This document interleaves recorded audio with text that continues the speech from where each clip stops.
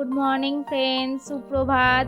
আজকে শুভ সকালে আমি সকাল সকাল ঘুম থেকে উঠে ফ্রেশ হয়ে ঘরের সমস্ত কাজ করে ছাদে যাই। ছাদে একটুখানি দেখি রোদ্দুরও ওঠেনি। তারপরে ছাদে একটুখানি এদিক ওদিক করতে করতে মাকে দেখি চলে এসেছে পুজো করার জন্য। মায়ের পুজো করতে করতে আমি কি করলাম, ছাদ থেকে নিচে চলে এলাম। চলে এসে গরম গরম চাটা করে নিলাম, কারণ আমরা সবাই বসে চা খাই একসাথে। সবাই আবার আমাদের এখানে একটুখানি একসাথে খাওয়া দাওয়া খেতে পছন্দ করে, ওই জন্য তাড়াতাড়ি করে এসে চাটা করে নিলাম।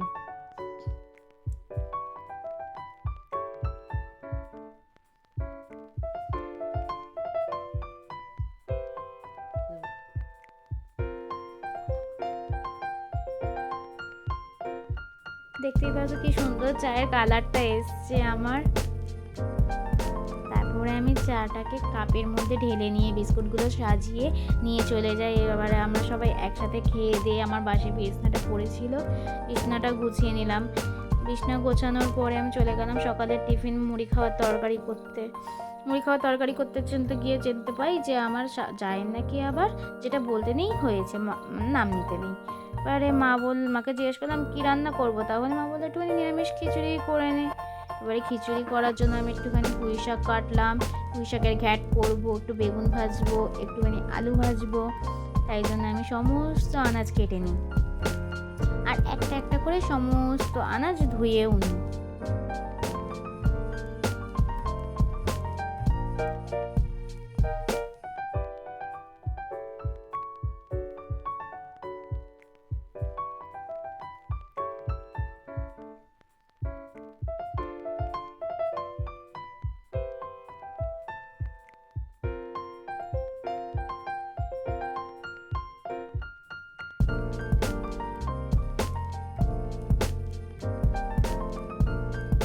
একটা একটা করে সমস্ত আনাজ ধুয়ে নেওয়ার পর আমি সব হাতের কাছে গুছিয়ে রেখে দিই, যাতে আমার রান্না করার সময় কোনো অসুবিধা না হয়, আমি যেন সব কিছু হাতের সামনে পেয়ে যাই।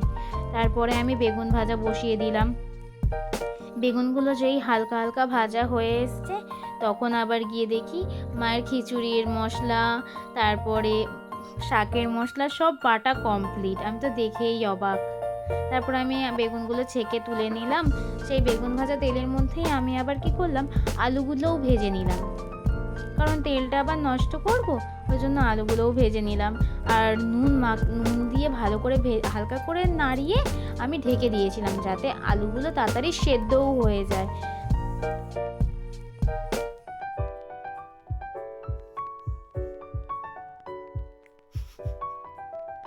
দেখতেই পাচ্ছ কি সুন্দর আমার আলুগুলো তাড়াতাড়ি ভাজাও হয়ে গেছে ওইভাবে করার জন্য। তারপরে আমি আলুগুলো তুলে নিয়ে যে তেলটা বেঁচেছে ওর মধ্যে একটু পাঁচফোড়ন, একটু শুকনো লঙ্কা, একটু তেজপাতা দিয়ে আমি ভালো করে নেড়ে দিই, যাতে একটা ভালো সুবাস ছাড়ে। একটা ভালো সুবাস ছাড়ার পরে আমি পুঁই শাকটাকে দিয়ে দিই ওর মধ্যে। পুঁই শাকটাকে দিয়ে ভালো করে নেড়ে চেড়ে দিই।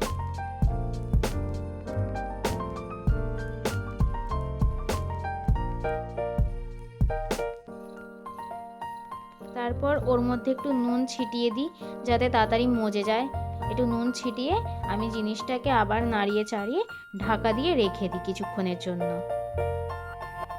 তারপরে ঢাকনাটা খুলে আমি ওর মধ্যে একটু চিনি, একটু নুন, একটু হলুদ, একটু লঙ্কার গুঁড়ো দিয়ে আবার নেড়ে চেড়ে আবার ঢাকা দিয়ে দিই।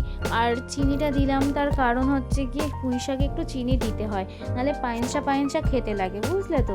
তারপরে আবার একটু ঢাকনাটা খোলার পরে একটুখানি আমি সর্ষে বাটা, জিরে বাটা আর আদা বাটা সেই মিশ্রণটা দিয়ে আবার ভালো করে নেড়ে চেড়ে নিই, যাতে ভালো করে কষিয়ে নিই আর কি, যাতে একটা কাঁচা গন্ধ ছাড়ে না আদার, সেই গন্ধটা যাতে না ছাড়ে।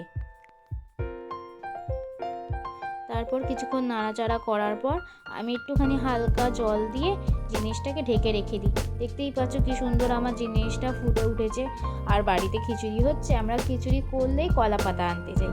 কলা পাতায় খিচুড়ি খেতে খুব সুন্দর লাগে, তোমরাও খেয়ে দেখতে পারো, কিন্তু খুবই ভালো লাগে।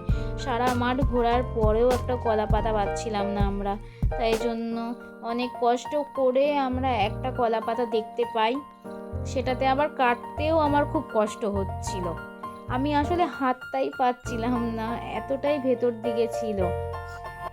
অতি কষ্টে আমি ওই কলা পাতাটা কাটি, তাও পুরোটা কাটতে পারিনি, আমি হাফের একটু বেশি কেটেছি। তারপরে এদিকে এসে আর একটা কচি কলা পাতা দেখেছি, আর তো কিছু করারও নেই, পাচ্ছিলাম না যেহেতু, ওই কারণে কচিটা কেটে ছোট ছোট 5টা পিস করে নিয়ে আমি বাড়িতে চলে আসি। এসে দেখি মা আবার খিচুড়ির মশলা ভাত করতে শুরু করে দিয়েছে, ভাত বসিয়ে দিয়েছে, আর আমার ঘ্যাটটাও নামিয়ে দিয়েছে।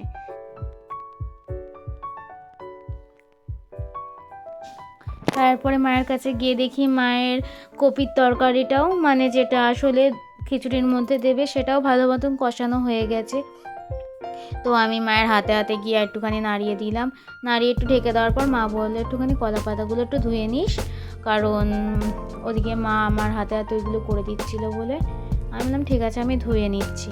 ধুতে গিয়ে আস্তে আস্তে ধুচ্ছিলাম, কারণ কলা পাতা প্রচণ্ড পাতলা হয়, একটু এদিক থেকে ওদিক হলেই জিনিসটা ফেটে যাওয়ার চান্স থাকে। তারপর মা বললো খিচুড়ি দেখ হয়ে গেছে, তুই ভিডিও করবি তো? আমি মশলাটা দিয়ে দিলাম, মা মশলাটা দিয়ে দিল বলে আমার আর মশলার ভিডিওটা দেখানো হলো না, কিন্তু মশলাটার কালারটা এত সুন্দর হয়েছিল কি বলবো। এখন ভাতের সাথে মিক্স করছি, ভাতের সাথে যতক্ষণ না ভালোভাবে মিক্স হবে একটা ভালো কালারও হবে না। তো একটুখানি ভালোভাবে ফুটে যাওয়ার পরে আমি আবার চাপা দিয়ে দিলাম। দেখতে পাচ্ছ কালারটাও আশা করি বুঝতেই পারছো তোমরা। একটু ভালোভাবে ফোটার জন্য চাপা দিয়ে আমি পাঁপড় ভাজার জন্য চলে যাই। এবারে চায়ের ছেলেটাও এসছে, ও পাঁপড় খাবে বলে জেদ করছে। আমি পাঁপড়টা ভাজতেও পারছি না ঠিক করে, না ওকে ধরবো না পাঁপড় ভাজবো। আমি বলছি বাবা খেতে নেই ওটা শোনা। তারপরে খিচুড়িটা হয়ে গেছে, আর দেখানোর কথাই ছিল, মনেই ছিল না কখন ভিডিওটা করে নিয়েছে পিছন দিক দিয়েও, আর যে খিচুড়িটা দেখাবো মনেও করে দেয়নি। তারপরে খিচুড়িটা নামানোর পরে একটু বসছিলাম, তাই জন্য টাইম পাস করার জন্য একটু ফ্রি ফায়ার খেলে নিলাম। আমি আবার ফ্রি ফায়ারটা খেলতে একটু বেশিই পছন্দ করি।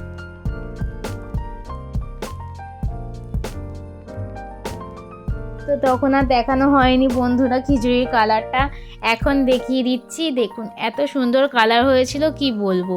আর একটু মাখা মাখা টাইপের করেছিলাম, একটু মাখা মাখা টাইপের খেতে ভালো লাগে বলে। দেখতেই পাচ্ছ এত সুন্দর হয়েছে, আর যেমন দেখতে সুন্দর সেরকম খেতেও সুস্বাদু হয়েছিল। তো আজকের ভিডিও এইটুকুনি। লাইক কমেন্ট অ্যান্ড সাবস্ক্রাইব করতে একদমই ভুলবেন না, আর এভাবেই আমার পাশে থাকুন যাতে আমি মোটিভ হয়ে আরও ভিডিও বানাতে পারি। টাটা।